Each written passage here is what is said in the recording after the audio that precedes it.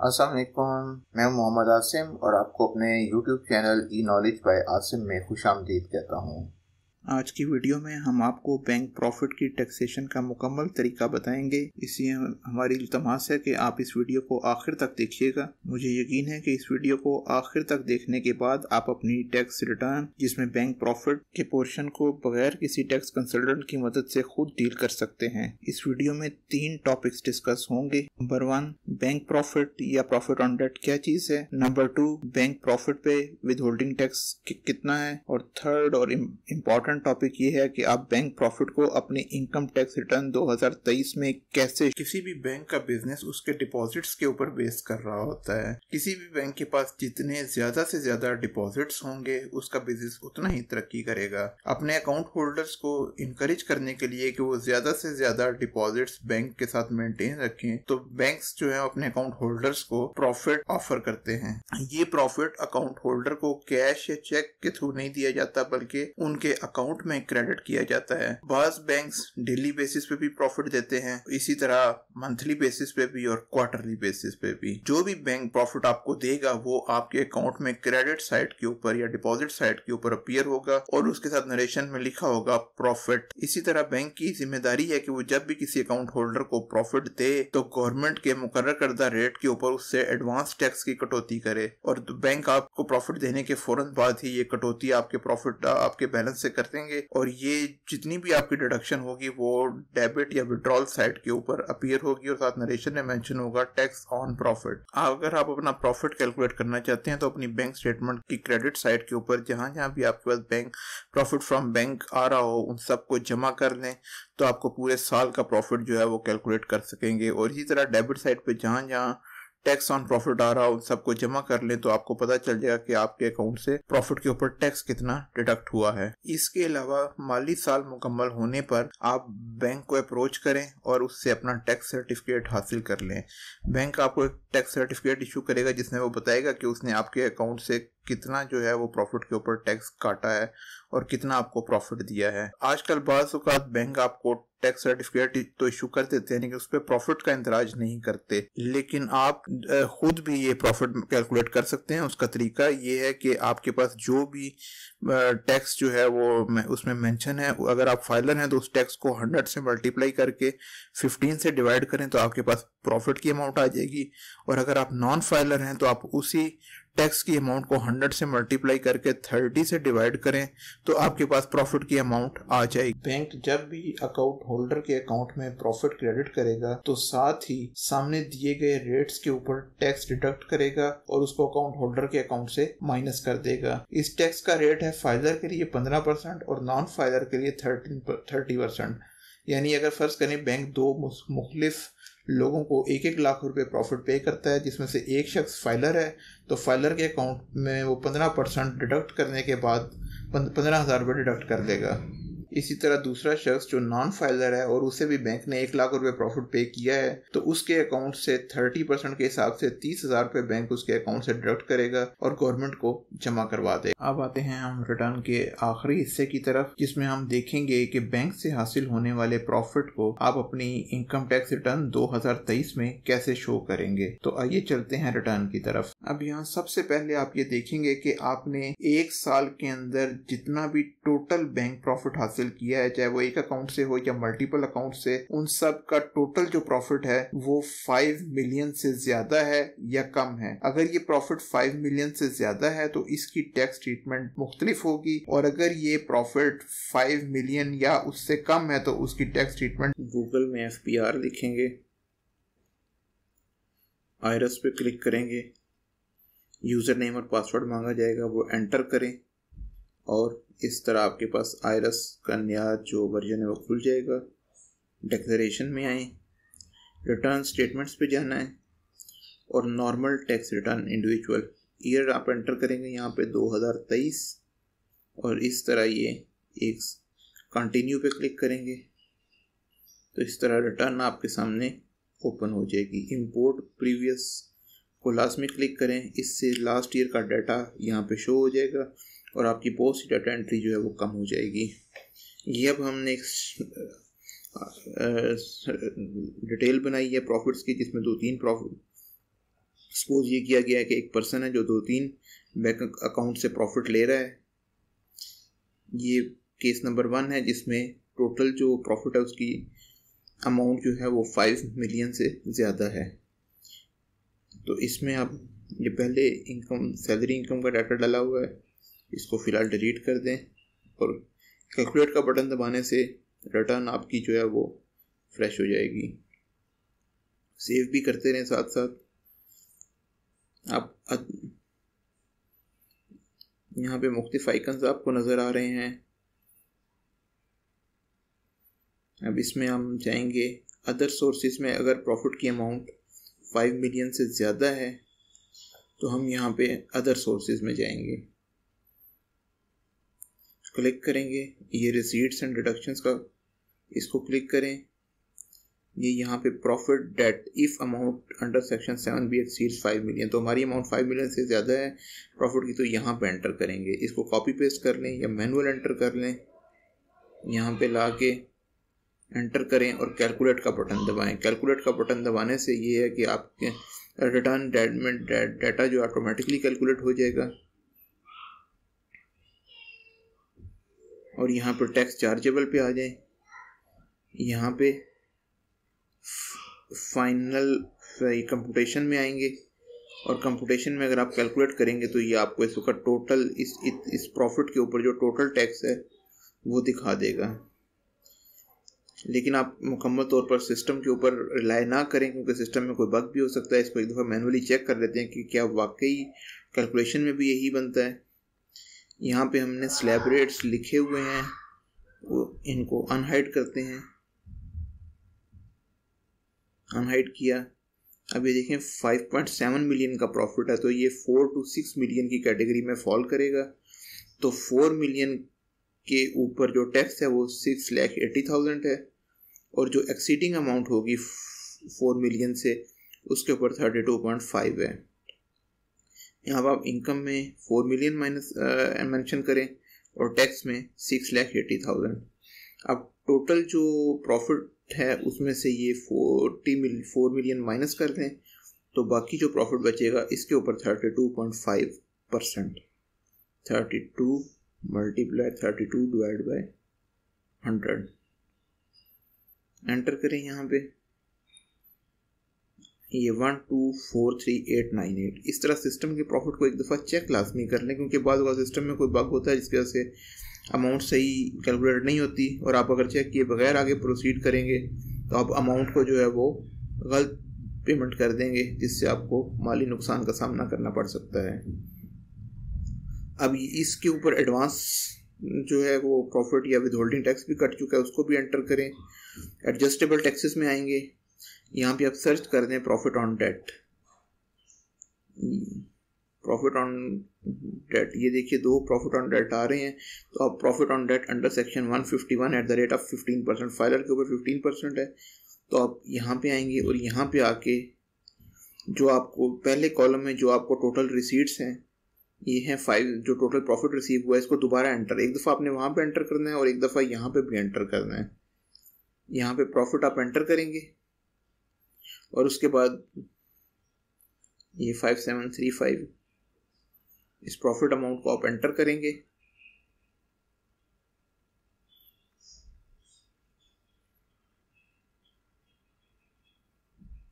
ये ये गलत कॉलम में एंटर हो गया डायरेक्टरशिप में।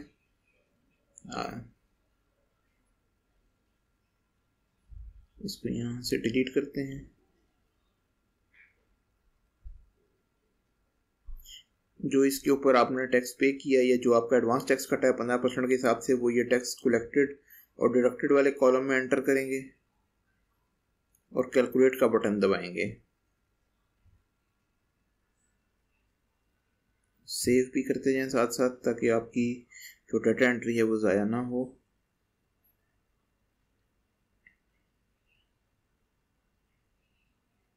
ये इस तरह एडमिटेड इनकम टैक्स में जो बाकी अमाउंट है आपके पास आपकी, वो एडमिटेड इनकम टैक्स में इसका आप चालान जमा करवाएंगे। उसका तरीका मैं अलग वीडियो में आपको बताऊंगा।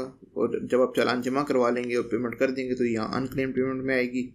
इसको आप रीलोड करके क्लेम कर लेंगे तो आपकी टैक्स लायबिलिटी नेट हो जाएगी। जब तक आप टैक्स लायबिलिटी नहीं अपनी पे करेंगे उस वक्त तक आप आगे प्रोसीड नहीं कर सकेंगे, रिटर्न को जमा नहीं करवा सकेंगे।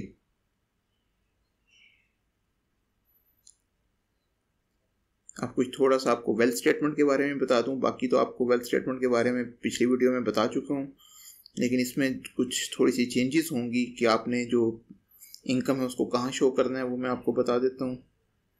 अगर आपकी कोई और इनकम है, salary, property, business, capital gain, तो उसका भी आप डाटा यहाँ एंटर कर सकते हैं। मैं सिंप्लिसिटी के लिए सिर्फ यही सपोज कर रहा हूँ कि हमारे पास जो इनकम है वो बैंक प्रॉफिट ही है। यहाँ हम पर्सनल एक्सपेंस, इस कॉलम में पर्सनल एसेट्स और लायबिलिटीज, और उससे नीचे वाले कॉलम में रिकंसिलेशन आ जाएगी।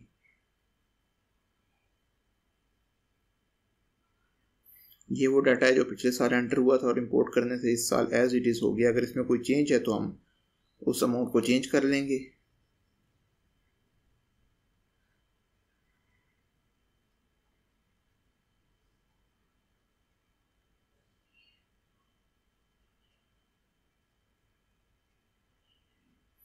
रिकंसिलेशन में अब आपके पास ये जो प्रॉफिट है, इस प्रॉफिट को आप एंटर करेंगे नॉर्मल टैक्स के अंदर। Income declared as per return for the year subject to normal tax, ये यहां पे एंटर करेंगे और कैलकुलेट का बटन दबाएंगे। इस प्रॉफिट के ऊपर जो टैक्स डिडक्ट हुआ है उसको आप पर्सनल एक्सपेंसेस में जाकर टैक्स में जो है एंटर करेंगे। देखिए हमारे पास अमाउंट अभी अनरिकंसाइल्ड आ रही है। ये यहाँ पे रेट्स और टैक्सेस में जो आपने टैक्स इसके ऊपर डिडक्ट हुआ है वो टैक्स यहाँ पे, ताकि ये आपकी पेमेंट्स में इंक्लूड हो जाए। यहाँ पे बाकी डाटा उसी तरह एंटर करेंगे जो आपके पर्सनल एक्सपेंसेस है, rent, vehicle running, travelling, electricity और water, gas, telephone, medical, educational, other household expenses, ये सारे ऐड कर दें। मैं भी फ़िलहाल इन डाटा को दोबारा एंटर नहीं कर रहा है। ये हमारी जो रिटर्न वाली वीडियो है उसमें आप देख सकते हैं जाके कि पर्सनल एक्सपेंसेस किस तरीके से एंटर किए जाते हैं। जब आप तमाम इनकम, एक्सपेंस, एसेट्स और लायबिलिटीज़ एंटर कर लेंगे तो उसके बाद जो है वो आप यहाँ पे पर्सनल एसेट्स में आके यहाँ पे जो कैश है इसको डिलीट कर दें और वहाँ अनरिकंसाइल्ड जो अमाउंट है उसमें जितनी भी अमाउंट है वो यहाँ पे मेंशन कर दें ताकि आपकी रिटर्न जो है रिकंसाइल। लेकिन ये सबसे एंड पे करना है, पहले तमाम बाकी डाटा डाल के जो बैंक बैलेंस है उसको चेंज करके बैंक बैलेंस को चेंज कर देंगे क्योंकि ये हर साल चेंज हो जाता है। इसके अलावा बाकी अगर कोई नया एसेट आपने परचेज किया है तो वो भी मेंशन कर दें। कोई एसेट आपने सेल आउट किया है तो उसको माइनस कर दें। और उसके अलावा अगर कोई लायबिलिटी इनकर की है या पे ऑफ की है तो वो भी एंटर कर दें। और वो ये तमाम सबसे आखिर में आपने जो डिफरेंस होगा अनरिकंसाइल्ड इनकम का उसको कैश में शो कर देना है ताकि आपकी रिटर्न जो है वो टैली हो जाए।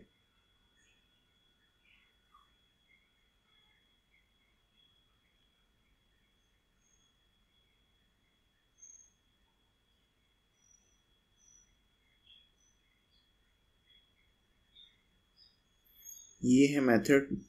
अगर आपका प्रॉफिट 5 मिलियन से ज़्यादा है तो आप उसको नॉर्मल टैक्स में लेके आएंगे और नॉर्मल जो इंडिविजुअल या एओपी के रेट्स हैं उन रेट्स पे टैक्स जो है वो कैलकुलेट होगा और आप पे करेंगे बाकी डिफरेंस अमाउंट जो है।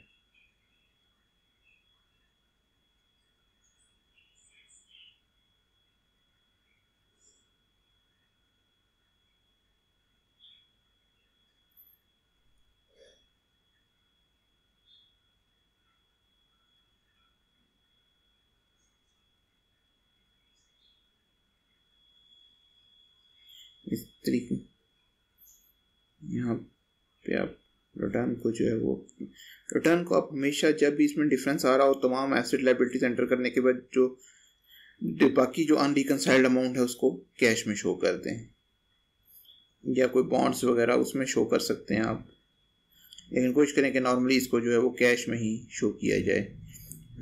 उसके बाद अगर आपने कोई पेमेंट करनी है टैक्स की तो यहाँ पेमेंट करेंगे, कोई सेव इसको साथ साथ करते रहें, कोई अटैचमेंट है तो वो यहाँ पे एंटर करेंगे और सेव करेंगे।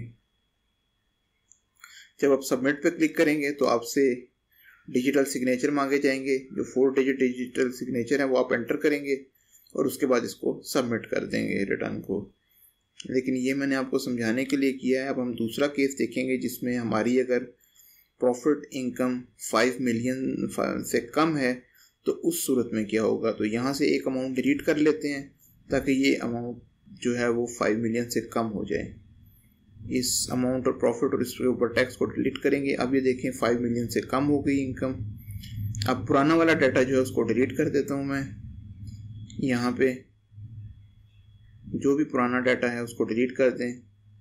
ये रिसीट्स हमने यहाँ पे एंटर की थी, इसको डिलीट कर देते हैं। तो कैलकुलेट का बटन साथ दबाएं, ये एरर देगा थोड़ा सा, लेकिन ये आगे अभी इसको अपडेट कर देगा।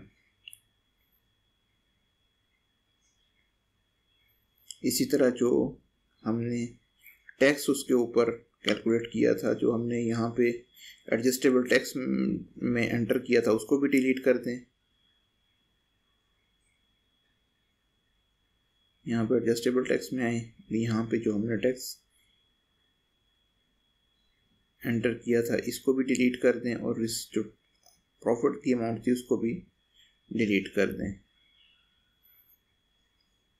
अगर प्रॉफिट 5 मिलियन या उससे कम है तो आप उसको यहाँ पे एंटर नहीं करेंगे। कहाँ एंटर करेंगे ये अभी मैं आपको बताता हूँ थोड़ी देर तक।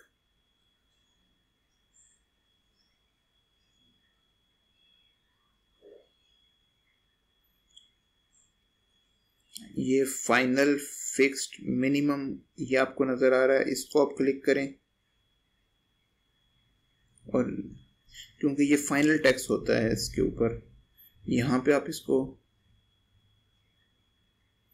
कंट्रोल F करें, प्रॉफिट ऑन डेट सर्च कर लें यहाँ पे। लेकिन ये आपने इस कॉलम में एंटर करना है, फाइनल फिक्स्ड मिनिमम एवरेज जो टैक्स है इसमें आपने आके एंटर करना है। यहाँ पे ये देखें profit on debt under section not exceeding 5 million, तो ये यहाँ पे ये प्लस का निशान नज़र आ रहा होगा, उसका क्लिक करेंगे। जो अकाउंट नंबर है वो यहाँ पे एंटर कर लें। ये जिस तरह मैंने एक आर्टिफिशियल अकाउंट नंबर मेंशन किया हुआ है इसको मैं कॉपी करके यहाँ पे पेस्ट कर देता हूँ या बाय हैंड। यहाँ पे वो डिटेल अब आपसे पूछा है कि क्या ये अकाउंट है, बॉन्ड है, करंट अकाउंट है, सेविंग अकाउंट है। जो जाहिर है जिसपे प्रॉफिट मिलता है वो नॉर्मली सेविंग अकाउंट ही होता है। तो आप यहाँ पे अकाउंट, फिर सेविंग अकाउंट और उसके बाद तीसरे नंबर पे उस बैंक इंस्टीट्यूशन का नाम एंटर कर देंगे जिसमें आपने अकाउंट खोल रखा है, जहाँ से आप प्रॉफिट वसूल कर रहे हैं। ये तमाम डाटा आप एंटर करेंगे। जितनी भी आपके बैंक अकाउंट इन्वॉल्व हैं वो सब बारी बारी यहाँ पे एंटर करेंगे। पहले हमने एक ही अमाउंट इकट्ठी एंटर कर दी थी, लेकिन यहाँ ऐसा नहीं होगा। हर अमाउंट, हर बैंक से, हर अकाउंट से अमाउंट अलग अलग एंटर करेंगे। ये अमाउंट यहाँ पे एंटर कर देंगे। इसके ऊपर जो टैक्स डिडक्ट हुआ है ये नेक्स्ट कॉलम में एंटर कर देंगे। और जब आप चार्जेबल उसको यहाँ पे जो आपका टैक्स डिडक्ट हुआ है, जो बैंक ने डिडक्ट किया है 15%, वो एंटर करेंगे। और इस तरीके से यहाँ पे जब आप कैलकुलेट करेंगे तो टैक्स आपका खुद ब खुद जो है वो कैलकुलेट हो जाएगा। इसी तरह आप दूसरी टैक्स अमाउंट भी ऐसे ही एंटर कर देंगे। यहाँ पे प्लस के बटन पे क्लिक करेंगे।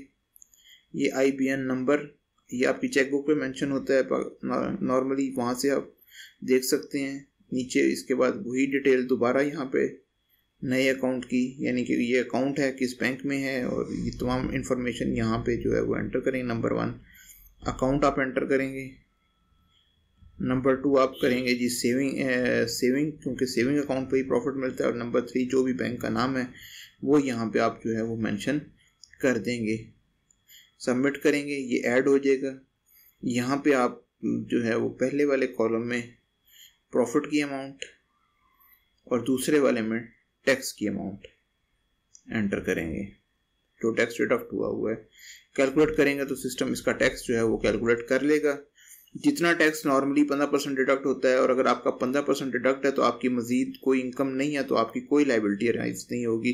जो टैक्स डिडक्ट हुआ है वही फुल एंड फाइनल लाइबिलिटी हो जाएगा इस केस के अंदर आपका। बाकी वेल्थ स्टेटमेंट में भी बिल्कुल थोड़ी सी चेंज होगी, वो भी आपको बता देता हूँ।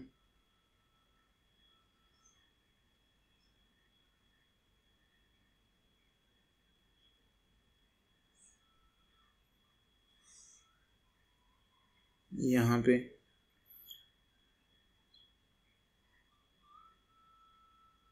अमाउंट जो है वो डिलीट नहीं हो रही।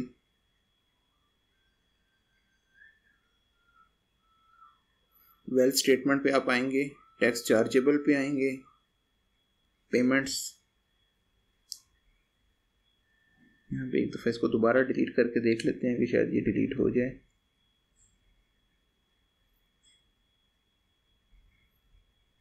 अब आप वेल्थ स्टेटमेंट में आपको मैं बता देता हूँ कि ये डाटा कैसे एंटर करना है।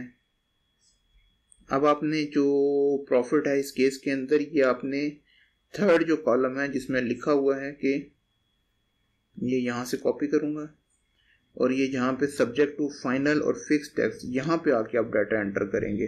तो टैक्स डिडक्शन है वो उसी तरह वहाँ पे एंटर, बाकी कोई चेंज नहीं होगी उसके अंदर। सिर्फ ये है कि ये जो अमाउंट है ये पहली वाली रो की बजाय तीसरी वाली रो में फुल फाइनल टैक्स जो है उसमें चली जाएगी आपकी इनकम। उसके अलावा इसके अंदर कोई चेंज नहीं है। बाकी उसी तरह एसेट्स, लायबिलिटीज तमाम एंटर करने के बाद आखिर में जो अनरिकनसाइल्ड अमाउंट रह जाएगी उसको आप कैश में शो कर दें, लेकिन उससे पहले तमाम एसेट, लायबिलिटीज और इनकम एक्सपेंस तमाम एंटर कर दें, और आखिर में जो है वो अनरिकनसाइल्ड अमाउंट को कैश में शो कर दें। ये है तरीका कि अगर प्रॉफिट 5 मिलियन से कम हो या ज़्यादा हो। ये थी हमारी आज की वीडियो। अगर ये वीडियो आपको पसंद आई हो तो इस वीडियो को लाइक कर दें, चैनल को सब्सक्राइब कर दें, और आने वाली वीडियो के बारे में जानने के लिए बेल नोटिफिकेशन को प्रेस कर दें। अगर आप सैलरीड पर्सन हैं और अपनी रिटर्न खुद फाइल करने का तरीका सीखना चाहते हैं तो हमारी इस वीडियो को क्लिक करें। अगर कैपिटल गेन के बारे में जानना चाहते हैं तो हमारी इस वीडियो को क्लिक करें, और अगर अपना बिजनेस एंट्रियन खुद बनाना चाहते हैं तो हमारी इस वीडियो को क्लिक करें। अगर आप हमारी पेड सर्विसेज हासिल करना चाहते हैं तो नीचे दिए गए नंबर पर व्हाट्सएप करें। नेक्स्ट वीडियो तक अल्लाह हाफिज़।